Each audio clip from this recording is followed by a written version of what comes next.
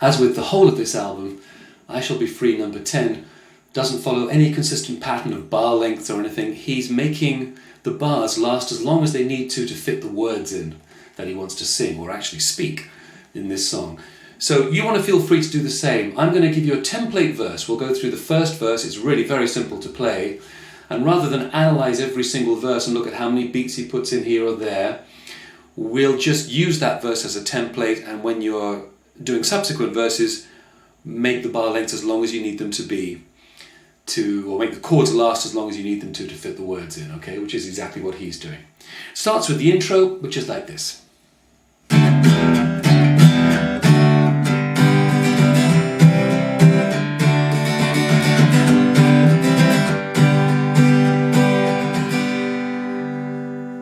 It starts on this riff that he puts in basically between every verse of this song.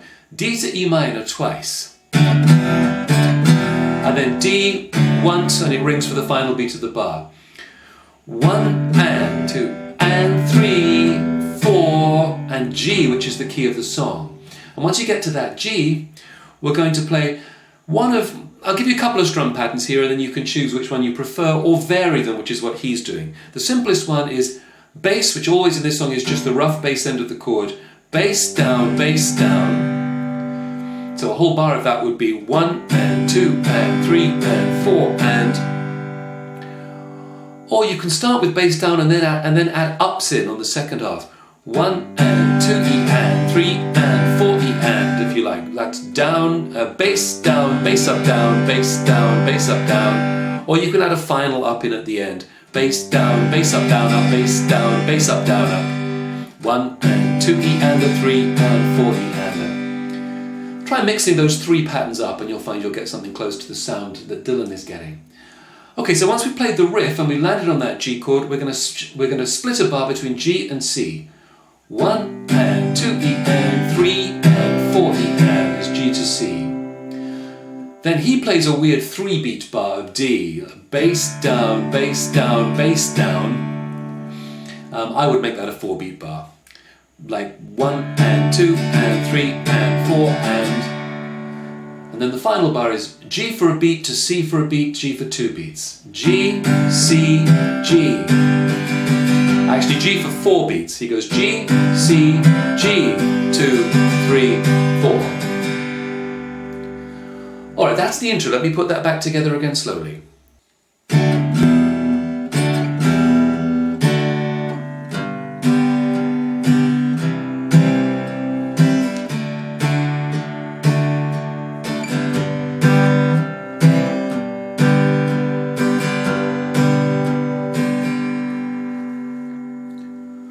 Once we get to the verse, it's only got 3 chords, G, C and D. We're going to start with G to C.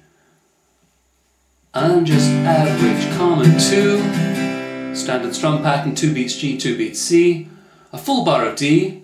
I'm just like him, the same as you. Now G to C again for a half a bar each, going to a full bar of D. I'm everybody's brother and son. I ain't different than anyone. Now we get a full bar of G, where you can just go from G and then straight to C, like this. It ain't no use to talk to me, it's just the same as talking to you. Yeah, 1, 2, 3, 4, 1, 2, 3, 4.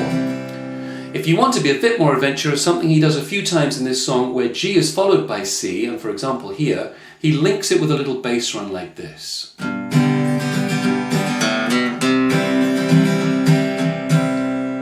So it's bass down, bass up, bass down, 5th string open, 5th string 2nd fret, C. And better if you can start off just by picking the 5th string note of the C so you get the full effect of that run. 1 and 2 E and 3 and 4 and 1 and 2 E and 3 and 4 and whatever strum pattern you're strumming. And then the link between verse 1 and verse 2 is half a bar of D, bass down, bass up, and then G to C. They're sharing a bar there, and then the riff. And after that riff he pauses. Sometimes he doesn't pause, sometimes he goes straight to the G, and starts singing the next verse. Sometimes he pauses, as he does here. So here's that verse all the way through. I'm just average, common too. I'm just like him, the same as you. I'm everybody's brother and son. I ain't different than anyone. It ain't no use to talk to me.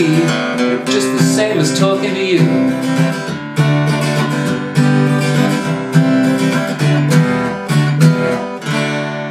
I was shadowboxing early in the day, and you're into verse 2. Slightly strange to hear this done in an English accent, right? It needs Dylan's accent or something like it anyway. All right, now you can see littered throughout your song sheet, you can see strange things like 4 beats, then 2 beats, or at some point on page 2, 4.5 beats. These were actually, as much as anything, for my benefit on the playthrough, because trying to play along with Bob Dylan on these songs that are so irregular is well nigh impossible.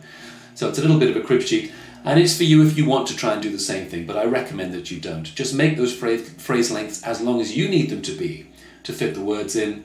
You'll find that the link between each verse is slightly different the way he does it. They all have the riff in, and then sometimes he goes straight to the verse, sometimes he puts a bar of G in, or even a bar and a half of G. Sometimes he puts something in before the riff.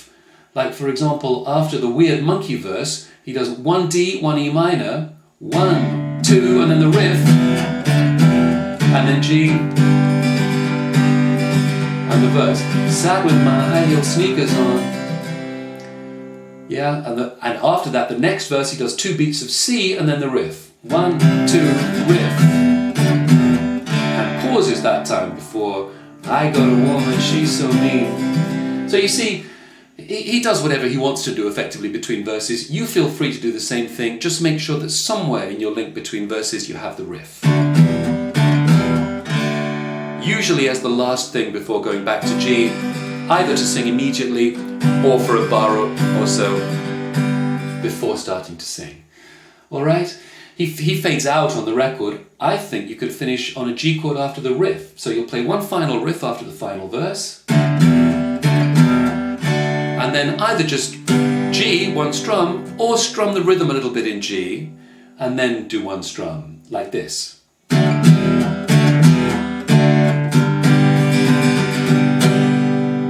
Bass down, bass up, down, down. It's a pretty nice way to end it. And that should be able to give you a version that you can put together yourself that suits you for I Shall Be Free, number 10.